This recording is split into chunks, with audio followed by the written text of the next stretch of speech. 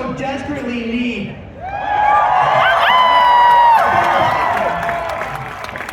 Bit of background on me. I grew up in New Mexico, immersed in Hispanic culture. These are my people. I love green chili and I put that shit on everything.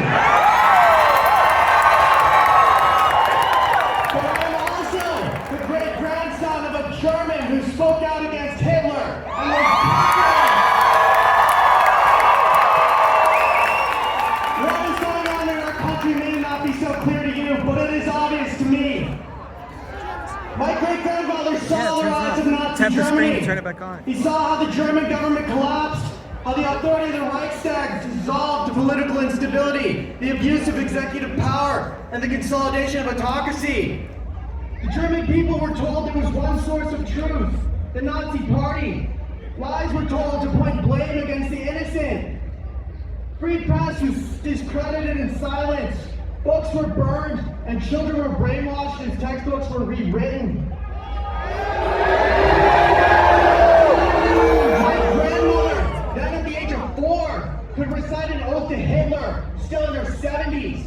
She never forgot the death, the bombs, the salutes, and the destruction. Hitler promised dreams of national success to put Germany first. Supporters were rewarded. Loyalties were bought with the stolen wealth of others. And propaganda bought the trust to the people.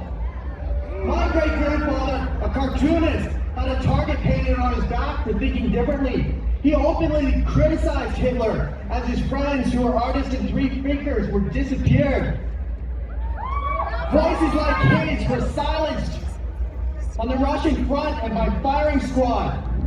It needs to be told of how apathetic the German people were to the disappearance of minorities. Their inaction was the nail in the coffin for countless millions. Nobody asked questions.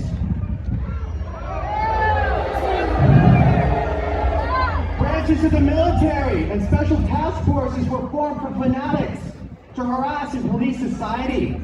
The brown shirts, the SS, and the SA. Today, in America, we have seen proposals to privatize the mass deportation of members of our communities from Blackwater, a private military contractor.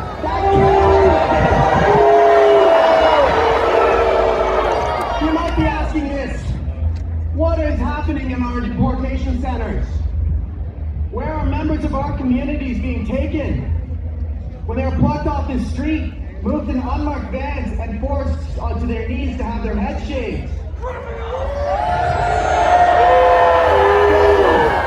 Göring and Himmler are something horrifying and similar to Elon Musk, J.D. Vance, Steve Bannon, and Donald Trump. Screw them all! We're certainly grateful these men are stupid, that they fuck everything up that they touch. But that does not change the fact that what I see scares me. Our apathy scares me.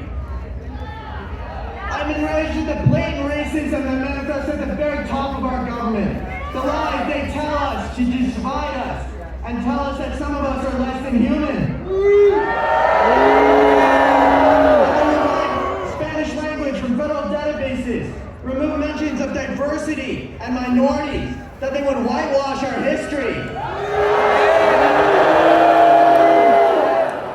I'm horrified that the people in the president's very inner circle are giving Nazi salutes at speeches. I'm horrified that this shit has been allowed to go this far, that such evil has been allowed to transgress unchallenged. I see through their lies. I see how they tell their supporters that the world is out to get them, and their livelihoods. To blind them to more moderate points of view by calling it fake news. These are the words of cowards who tell lies to manipulate vulnerable people. People have been injured, bodies haven't been found. This is not okay. Staying silent while our government genocide. The First Amendment defines who we are as a country. It protects our right to speak, protest, learn, and most importantly, dissent, because dissent is patriotic. And we should be able to do so without the fear of government, retribution. Without it, we cannot be truly free, which is what we're all experiencing right now. And yet the Trump administration has launched a sweeping assault on the First Amendment. He has jailed immigrants for their political expression, just like we're doing today. He has cut funding for universities defending academic freedom and free speech on campus, among other things. Punished the press for refusing to use government-mandated language. This administration claims his targets are a danger to this country, but the truth is simple. He's trying to silence those who disagree with him.